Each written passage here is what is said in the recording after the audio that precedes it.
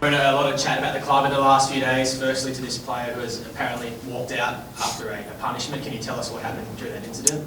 Oh, it's a pretty sensitive issue, and I won't be commenting on that one. Firstly, are you happy with the attitude that all the players have displayed towards the workloads that you want them to have this year? Yeah. Like, there's a lot of people doing a lot of hard work here, and the players have got better and better with the training as the year's gone on. Some guys have exceeded our expectations, but to comment on every player's attitude, I couldn't be able to do that. Have players come to you expressing concerns about the workload here? No, they haven't. Do you feel that you expect a lot from your players? I'd like to think so. It's the NRL. Look, nothing comes without hard work. This club is built on hard work and work ethic. That's what drew me to this club. That's what we're trying to instill back into this place. Cam, I understand you can't speak about the specifics, but is that the type of punishment or sanction for being late, whatever it was, common at this club?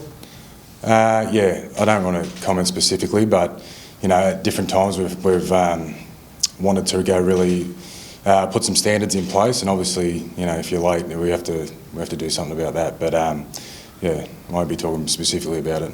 Is that punishment continue? Will that continue at this club? That sort of punishment? Oh, there's just we're trying to drive standards. We want to have winning performance standards, and a lot of that's around individual responsibilities, and we have to hold those standards. Do you think this group hasn't held those standards well enough? At different times. I think every group goes through times when your standards are challenged, and ours have been challenged at certain times, and we're trying to create winning standards here. Some clubs fine players when they're late. Why do you think physical punishments are necessary here? Oh, we've gone through a range of different ways of talking about holding standards. Some of that's been monetary related, some of it's been spinning a wheel, and then some of it's been trying to find ways to change behaviours. The reality is we need to change behaviours here, and I think we've done a good job of that throughout the season, and we'll continue to find ways where we can change behaviours to winning behaviours. So do you think there's been a problem with the culture at this club? Well, we've been losing, so clearly the culture's not exactly right. The system is only one part of the results on the weekend. The main part of the result is the culture, and that's something we've worked really hard on. We've probably uncovered a lot more to that culture and reasons for why we are where we are, and we'll continue to work hard at that. Do you think one of the reasons you are where you are is the scuttlebutt around lengths of days and how hard it has been here this year? Yeah. Nothing comes without hard work. They are long. We have one long day a week, and if you get the last massage, you're probably leaving at 5:30. It's not unrealistic expectations of an NRL. The days are longer at the place I was previously. A lot of talk about toxic culture. What do you do to stop that toxic culture? Are we talking a player clean out in the off season? Are we talking a lot of players in this year's top 30 that won't be there next year? Oh, I don't think it's a lot, honestly. The toxic, I don't know about this toxic culture. Obviously there's some people that don't want to buy into what we're doing, but I don't think it's a great amount of people. We've got a lot of people, a lot of players working really hard inside these four walls, and a lot of people doing really good things. So it's not a widespread thing. There might be a couple of guys that don't agree with the direction we're going, but we've got some people. I'm surrounded by people that know what winning looks like. They come from good systems. I'm surrounded by people that have been at the Bulldogs and won premierships at the Bulldogs, and they know what this club's built on, and I'll listen to those people. Those players that haven't been buying in, will they be here next year? I don't know exactly who they are. Is that a concern that you haven't identified who those people are yet? Well, it's all rumours. It's all text message rumours and things like that, and no one's come to me and told me they're complaining about long days. Like the long days, we've got a flag group in here that do weights at 5 o'clock in the morning, go and work for 10 hours and come back and do field at 5:30 in the afternoon. That's a long day. And the way those guys are going about the business are showing us their future Bulldogs, and that's who we're going to build the club around. Can you just reference Penrith a moment ago there? Like, how much further do you need to go with your standards here to get to where you were at Penrith in the last couple of years? A lot further. Yeah, we need to continue with the process that we're on, and that's holding winning standards. And that didn't happen overnight out there. It was a hard process, and but the players bought into it, they trusted in the process, and they got good rewards for it. Just personally, were you surprised how much further this club needed to go when you first came to this club last year, started pre-season?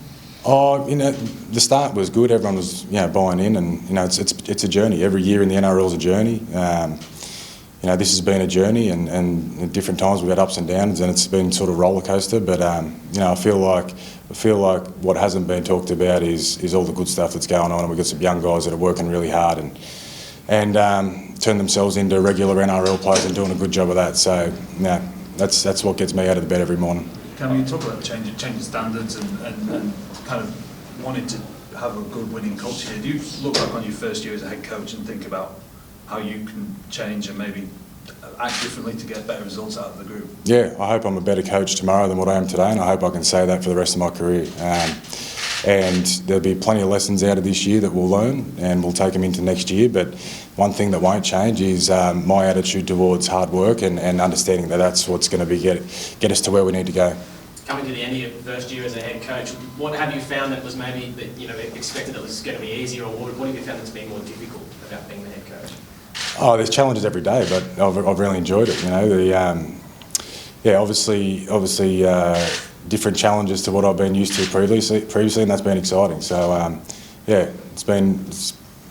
didn't come in with any expectations. I just came in here looking to develop NRL players, and I think we're doing that. Why should Bulldogs fans have hope for next season? Why? Because we are sticking to the process. We know what success looks like.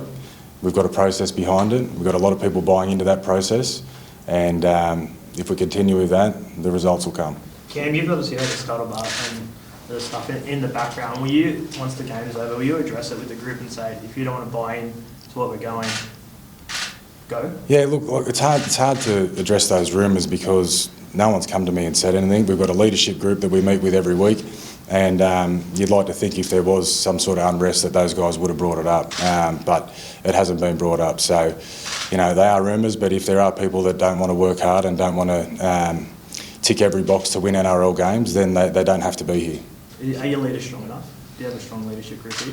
Yeah, our leadership group's developing. They're a younger sort of leadership group, but they're developing. They're putting in a lot of hard work, and they care. That's the main thing, that our leaders care about the direction our club's going, and they're excited to be part of that. Kim, again, I know it's sensitive, but do you hope the player can come back to the club at one stage? Yeah, I can't comment on that. In terms of a head coach's role, there's a lot of talk in rugby league that a lot of it's about man management. How have you found that element, going from an assistant coach where you probably are more X's and O's guys to having to manage the different personalities in a top 30? Yeah, it's been different. My last job, I had 10 years sort of coming through the grades with that group and knew them inside out, and to create those relationships in the first 8 or 9 months, it's probably taken longer to build that trust than I probably imagined. But I've enjoyed working with this group, and I'm excited about what a number of them can do in the future. Karen, there's something in Sunday's paper around fake quotes and those sort of fabricated quotes. What was the thinking behind that? Oh, look, we are trying to tick every box here to try and motivate our players to get a performance and do everything possible to help us win games. Do you think this Sunday, Cam, regardless of where you are on the ladder, is going to show a lot about the character of the group, how you perform on Sunday, just given the week you've had and where the season's at? Yeah, that's a good point. You'd like to think every time you go out there it shows what sort of character you got as an individual and as a team, and you get judged on every performance. So I hope our guys are ready. We'll tick every box in our preparation, and I hope we put on a good performance for our fans this Sunday. I feel really sorry for the fans that we are where we are, but while it doesn't seem like we've taken steps forward this year on the same wins as last year, we definitely haven't taken steps back. It's actually helped us navigate where we're going in the future. I think Gus said when you signed that you wish that you waited another, well, he offered you the opportunity to wait another 12 months before you came here.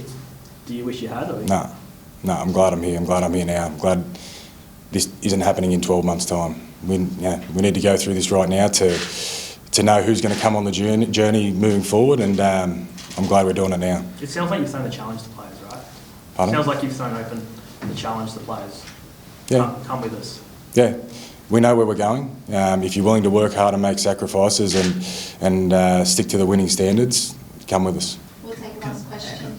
How much do you let the dust settle from Sunday's last game before you'll look to do a review into the season as to what went wrong and what needs to change? Yeah, we'll review the season straight away. We'll go through that with every individual player and as a staff as well. So there won't be any time for a break post Sunday's game.